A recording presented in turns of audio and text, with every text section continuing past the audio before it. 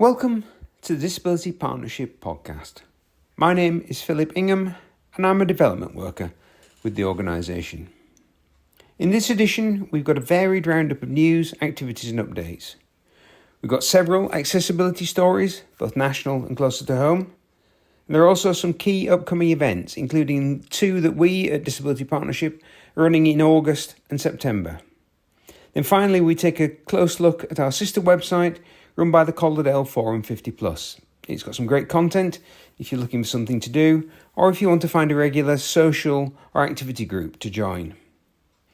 And it's with the accessibility stories that we begin.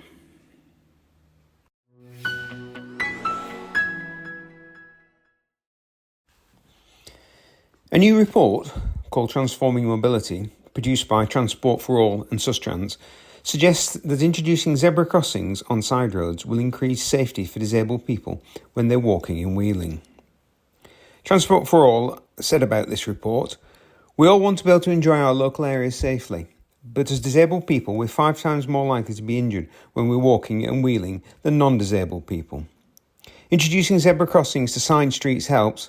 Trials in Manchester found that 65% more drivers gave way if there was a zebra crossing. Giving way to people who are walking and wheeling is already in the highway code. The government needs to tweak the law around zebra crossings so they can be used on side roads.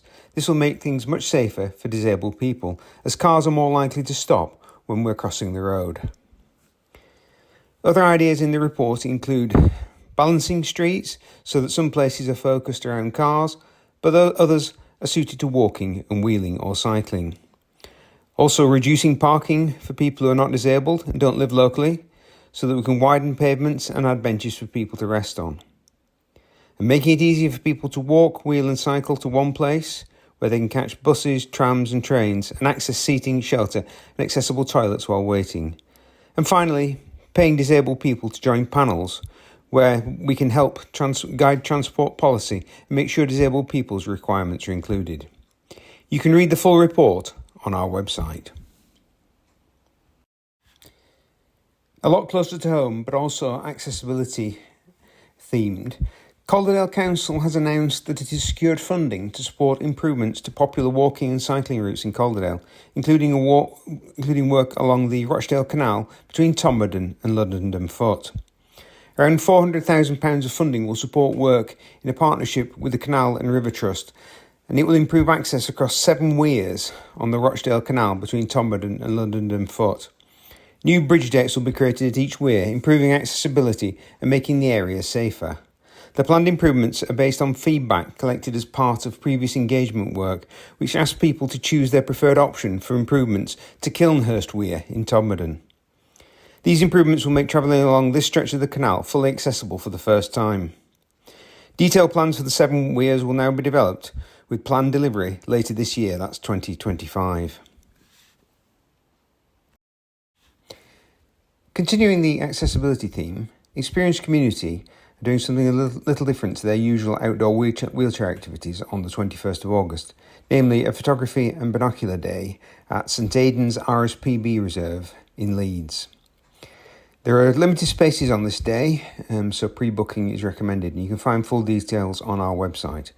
But the date for this event is Thursday the 21st of August with an 11 a.m. start. Quite close to Leeds, St Aidan's is a stunning place to explore and to take advantage of wonderful views and wonderful wildlife, including bitterns, black-necked grebes, owls, kestrels, gulls, lapwings. St Aidan's has been transformed from an old open-cast mine into a reserve that's alive and full of wildlife. Its relatively small size means that you can explore a rich variety of habitats, including reedbeds, wetlands, meadows and woodland within a short walk or wheel. So full details of that event, a binocular and photography day in partnership with Nikon and run by Experience Community, which is on the 21st of August. Full details on our website. Those of you who listened to our most recent podcast will remember that it focused on the thriving community based on the church in Mixenden. And now we've got 2 more bits of community news from Mixenden. Firstly, a new mobile community pop-up shop is bringing affordable, healthy food to the area. The community shops on the go van will be visiting Mixenden every other Tuesday from the 22nd of July onwards. It will be stocked with a wide range of fresh, nutritious produce at very low prices. On the Go uses surplus food from trusted suppliers, helping to reduce food waste and a win for the environment as well as the local community. Secondly, North Halifax Partnership has announced the opening, or effectively the reopening, of Mixenden Activity Centre. This much-loved local space has been at the heart of the Mixenden community for several decades, but closed in 2018. The MAC, as it's known, will reopen under the management of the North Halifax Partnership, with plans to transform the centre into a vibrant community hub shaped by local people. As part of its commitment to community-led development, North Halifax Partnership will use the hashtag #MacIsBack campaign to invite residents to share their ideas on the future of the centre. The launch phase will be highlighting the building's rich heritage and focusing on jointly creating new activities and services within the community. There's a soft launch event being planned for the 30th of August. Effectively, that's a non-formal gathering rather than actually a formal celebration. But this will be to give local people the chance to tour the refreshed space and share their ideas and celebrate the return of this much-needed community asset. So that's a soft launch of the relaunch of the Mixenden Activity Centre, known as the MAC, which is on the 30th of August. Here at Disability Partnership, we've got a couple of upcoming events we'd like to tell you about. Firstly, on the 26th of August, we have our next open meeting. Once again, we'll be visiting the accessible King Centre, just above the People's Park in Halifax. We'll be offering a free buffet and a chance to socialise, and a couple of topical presentations. Our main presentation will be by David Hardcastle, who visited us last year and was extremely popular, and he'll once again be bringing along his mobile police museum, although he's got a different presentation for us this time. David's presentations come highly recommended. Remember, you can claim your travel expenses on the day. We'd love to see you there. So that's open meeting, Tuesday 26th of August 2025 at the King Centre, Park Road, Halifax, HX1 2TS. And that runs from 12 noon till 3 p.m. It's entirely free to come along and join us on the day. There's a free buffet and everybody is welcome. These events, although they have their presentations, these events are primarily a really good social opportunity. Come along and chat with like-minded people and obviously chat with us as well. And share your thoughts and maybe some of your concerns with us, and we'll look forward to seeing you on the day. So that's our next open meeting, 26th of August at the King Centre. And looking a little further ahead, on Tuesday the 23rd of September, we've got a games and social afternoon. We'll be hosting this at the Aldrich Worthians Rugby Club in Copley.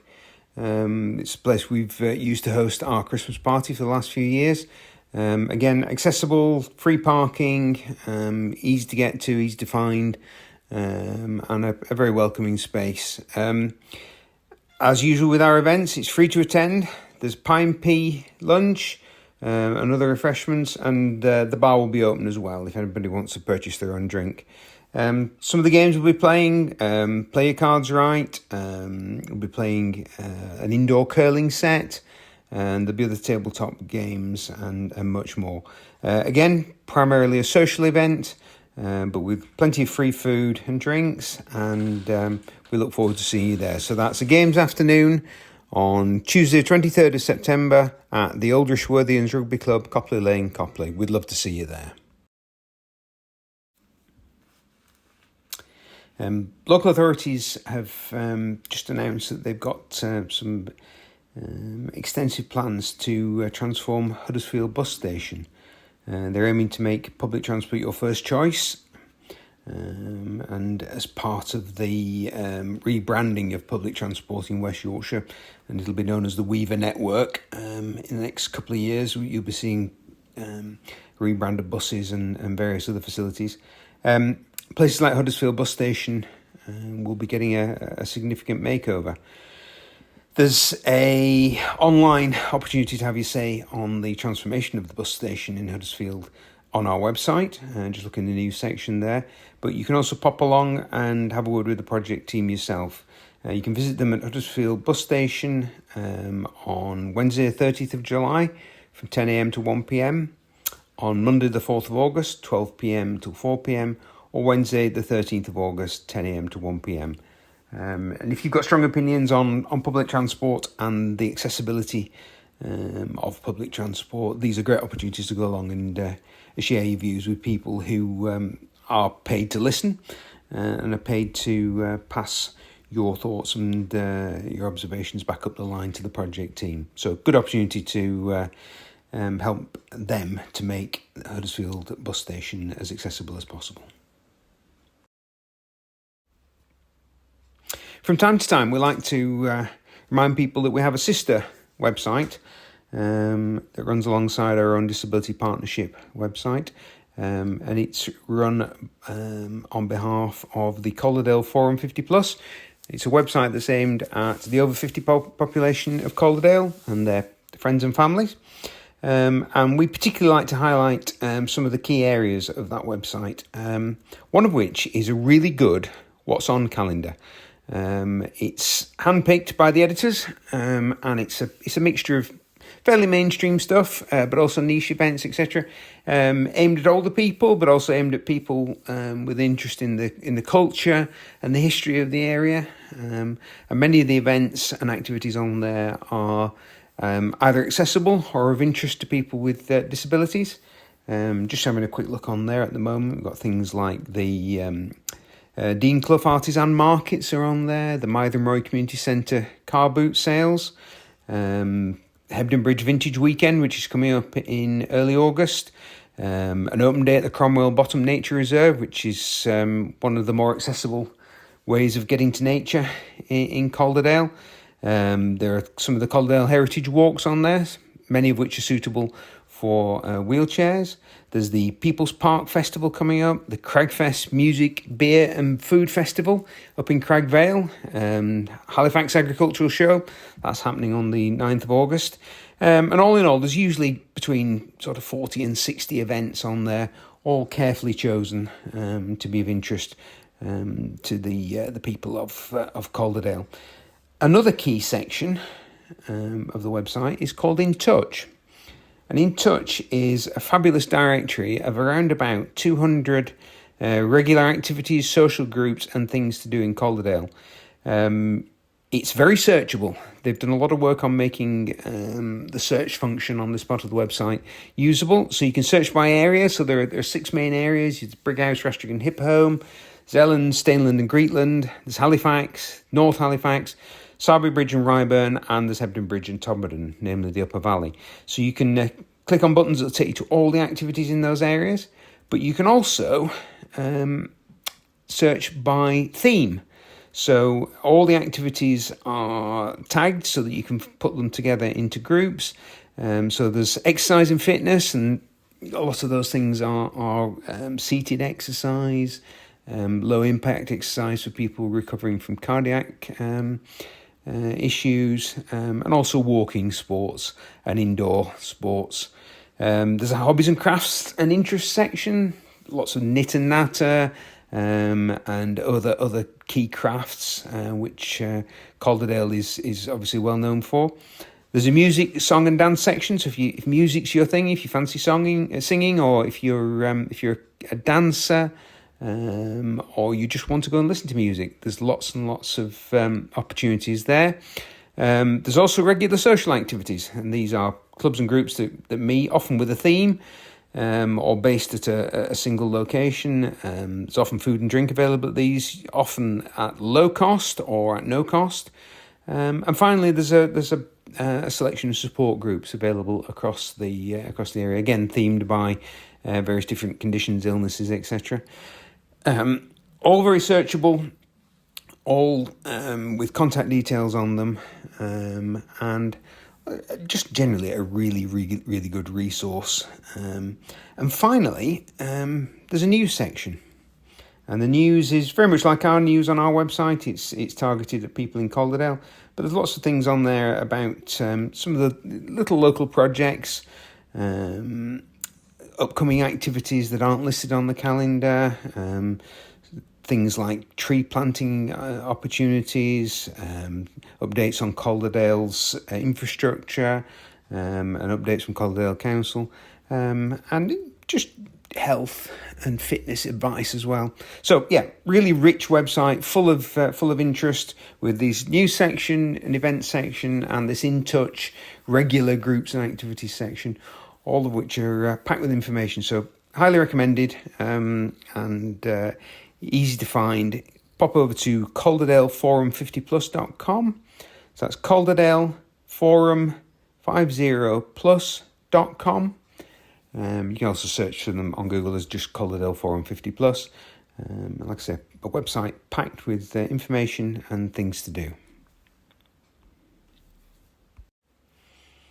Thank you for joining us on this podcast. We'll be back with more in a couple of weeks' time. In the meantime, you can keep up with all the latest news, events and updates, carefully chosen for people with disabilities and their families and friends, on our website. That's disabilitypartnershipcalderdale.org. disabilitypartnershipcalderdale.org. Thanks again for listening. We'll see you next time.